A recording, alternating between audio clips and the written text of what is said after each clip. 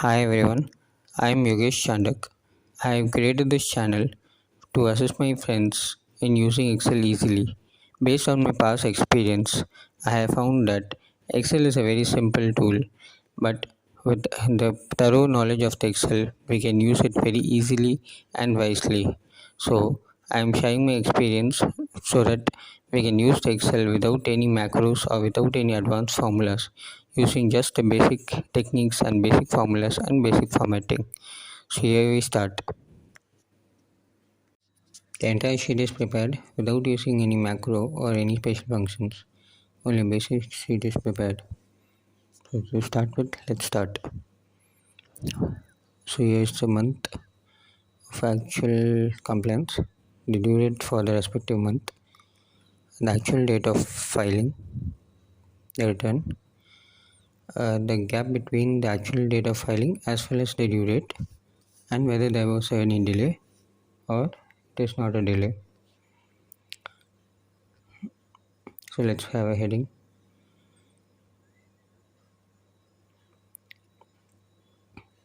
The first table will be the GST 1 compliance for the financial year 24-25, 25-26.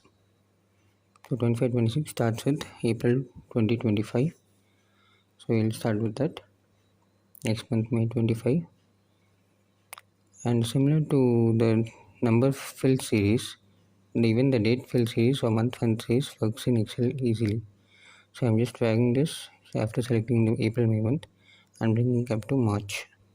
So if you see, automatically March 2026 gets auto-populated. So our financial year 25-26 begins with April 25 and ends with March 26. So the due date for GST 1 is 11th of the following month in case of regular monthly filing. So for the month of April, we will just start with the formula EOM, end of the month. So April, and it will be 0. So end of the month of April plus 11 days. So that will give an answer of 11th May. But since the left column has a monthly format, the same format is getting carried forward here. So we just need to change the format into short date. So now we have the 11th May. So if you see, if we give the control D, automatically the formula changes to the 11th June for the month of May. If you see the month column, even though the format is April 25, the database date comes as the first day of the month. So this is just a display format. Since we have typed in that format, automatically it comes like that. So once we give fill series, for each month we give the due date. So say for example, we type the actual filing date now. This needs to be based on the return filing date. But if you see, again I have just copy pasted the date call. But here we have a numbers everywhere. So numbers is nothing but the number database in the Excel. In Excel, the date starts from 1st January 1900. So we are in 2025 now. So the first date was 1st January 1900. So in Excel, if we just go by this date, we just need to give the short date command. So if we type 1 and just convert it to the date format, we get that first date. So any date prior to this date, the Excel database will not allow it. So this is the starting date. Post this date, any date can be allowed or used in the Excel. Starting is the first date, which is 1st January 1900. So coming back to a table, we'll just update the filing dates. This will be the actual date. For the time being, I'm just using some random dates. So now the days gap. It will be actual filing date minus the due date. So we'll just control D and all the dates are done. So in case of delay, we have +1. In case of no delay, we have 0. And in case we have filed it earlier, it's in negative numbers. So let's bring this in a formula so that we have a wording. So if this delay gap is greater than 0, if we give it less than also, we can start, but we will give it greater than 0. It will become a delay. In all other cases, it will be no delay. So greater than 0 means it will come from 1 and any number above 1. So first date is filed on the same day, so there is no delay. Now I'll just control the same formula for rest of the cells.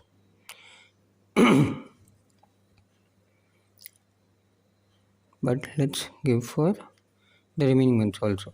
So the first 6 months actually it's already the due date has crossed. So whether there is a delay and whether there is not delay, it has shown up only. But if you see from October onwards, the due is only on November 2025. So now we are in October 25. So definitely it should be not displaying as a no delay, but it should be no due, not due. Let's have another column for that. So not due. We are bringing another random thing. So we'll have another today's date column here.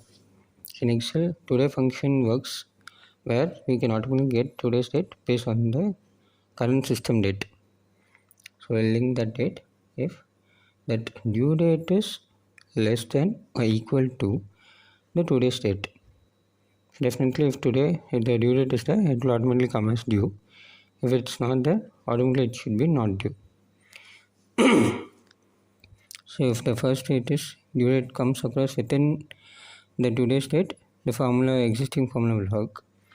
If not, it will automatically come as not due. But here we have a problem. The second cell comes as not due, whereas it was in 11th June itself. The problem is due to the date change. So you need to freeze that current date's cell alone to have a proper thing.